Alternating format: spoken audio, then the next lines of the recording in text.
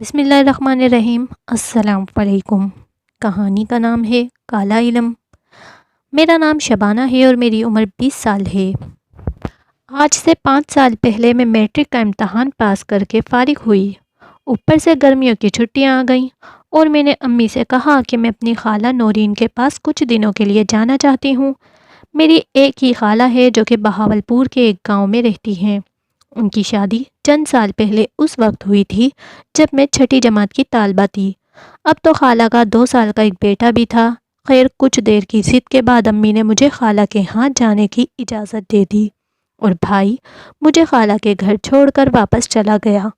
میری خالہ مجھے اپنے گھر دیکھ کر بہت خوش ہوئیں اور اس نے صاف کہہ دیا کہ اب آئی ہو تو 1 مہینے سے پہلے واپس نہیں جانے دوں گی، بس آرام سے میرے پاس رہو اور میرے بیٹے کو سنبھالا کرو۔ مجھے تو پہلی نظر میں خالہ کا چھوٹا سا گول مٹول سا بیٹا بہت پیارا لگا، لیکن خالو مجھے بہت عجیب سا لگا تھا۔ اس کے چہرے سے ایک عجیب سی خباثت ٹپکتی تھی اور خوف محسوس ہوتا تھا۔ کسی وقت تو میں ان کے چہرے کو دیکھ کر ڈر سی جاتی تھی۔ نہ جانے خالو ایسا کیوں تھا؟ خالہ جو کہ خود اتنی حسین تھی اس کے دام میں کیسے پھنس گئی تھی اور اس سے شادی کر بیٹھی تھی؟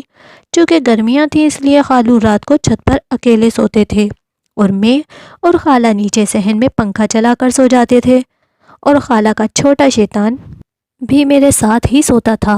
وہ 2 سال کا تھا لیکن میرے ساتھ کافی مانوس ہو گیا تھا۔ پہلی رات میں نے ایک عجیب واقعہ دیکھا۔ رات کا پتہ نہیں کون سا وقت تھا کہ میری آنکھ کھل گئی۔ دیکھا تو خالہ اپنے بستر پر نہیں تھیں۔ پہلے تو میں نے سمجھا کہ شاید خالہ واش روم وغیرہ گئی ہیں، لیکن کافی دیر گزرنے کے بعد بھی وہ واپس نہ آئیں تو مجھے ڈر لگنے لگا۔ خالہ کا چھوٹا بیٹا میرے ساتھ لیٹا تھا، بے خبر سو رہا تھا۔ میں اٹھ کر بیٹھ گئی اور چپل پہن کر پہلے واش روم میں گئی، لیکن خالہ وہاں نہیں تھیں۔ پھر میں نے اوپر چھت پر جانے کا سوچا، لیکن اندر سے ڈر بھی لگ رہا تھا کہ کیا معلوم اوپر خالو جاگ رہا ہو اور میرے بارے میں کیا سوچے، کیونکہ میں آپ کو پہلے ہی بتا چکی ہوں کہ مجھے خالو کی شخصیت عجیب اور پر اسرار سی لگی تھی۔ وہ سارا دن مجھے عجیب سی نظروں سے دیکھتا رہتا تھا، لیکن جب ان کو دیکھتی تو وہ مسکرانے لگتا تھا۔ خالہ ان کے سامنے کم ہی بات کرتی تھی اور مجھے یوں محسوس ہوتا تھا جیسے خالہ ان سے ڈرتی ہوں۔ لیکن ایک بات یہ بھی تھی کہ خالو نے گھر میں خالہ کو وہ ساری آسائشیں مہیا کر رکھی تھیں جس کی کسی بھی عورت کو خواہش ہو۔ خیر اب میں نے دبے قدموں چھت پر جانے کا سوچا تاکہ معلوم کر سکوں خالہ وہاں ہے یا نہیں۔ چنانچہ میں دبے قدموں چھت پر چڑھنا شروع ہو گئی۔ ایک ایک سیڑھی پر بنا آواز پیدا کیے قدم رکھتی ہوئی میں چھت کے بالکل پاس پہنچ گئی، کیونکہ میرے کانوں میں کچھ عجیب سی آوازیں پڑ رہی تھیں، جیسے کوئی تکلیف سے کر رہا ہو، جیسے کوئی حیوان غرا رہا ہو، یا جیسے کوئی چیز کو زور زور سے فرش پر رگڑ رہا ہو۔ میں پریشان ہو گئی کہ چھت پر ایسا کیا ہو سکتا ہے۔ خیر میں نے ڈرتے ڈرتے سر اوپر کر کے دیکھا تو چاند کی روشنی میں ایک عجیب منظر دیکھا۔ خالو چارپائی پر لیٹا تھا، اس کی گردن چارپائی سے نیچے ڈھلکی ہوئی تھی اور خالہ اپنے ہاتھوں میں لوہے کی تاروں والا برش پکڑے اس کے پورے جسم پر رگڑ رہی تھیں۔ خالو کبھی کبھی منہ سے عجیب سی آوازیں نکالتا اور پھر خاموش ہو جاتا تھا۔